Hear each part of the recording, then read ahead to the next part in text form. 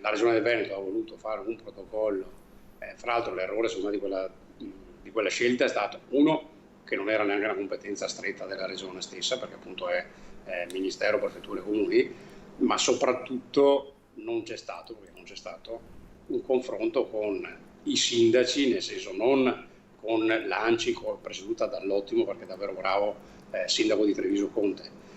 Non c'è stato un confronto esteso, allargato ai sindaci. Boccia senza appello il protocollo Zaia-Conte Flavio Tosi e lo fa dallo studio di Ring. Il tema è sempre quello dell'accoglienza diffusa e più in generale dell'aumento dei flussi migratori dal Nord Africa, una questione che per il coordinatore regionale di Forza Italia resta soprattutto di ordine pubblico. Il tema appunto dei grandi hub è che o li militarizzi e impedisci di uscire a chi sta dentro, e allora va bene perché sono strutture controllate e diventano strutture contenitive.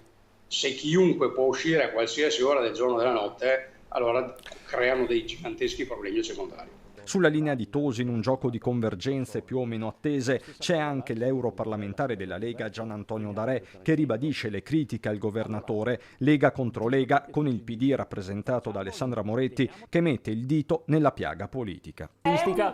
Come la nostra magari. Luca Zaia, a te dà fastidio perché Luca Zaia ha dato ragione al Partito Democratico. E lo so che non ti sta bene. Fermi lì. Ovviamente c'è una lotta durissima dentro la Lega. È troppo comodo sparpagliare e scaricare davanti al municipio dei vari comuni 3, 4, 5, 7 persone.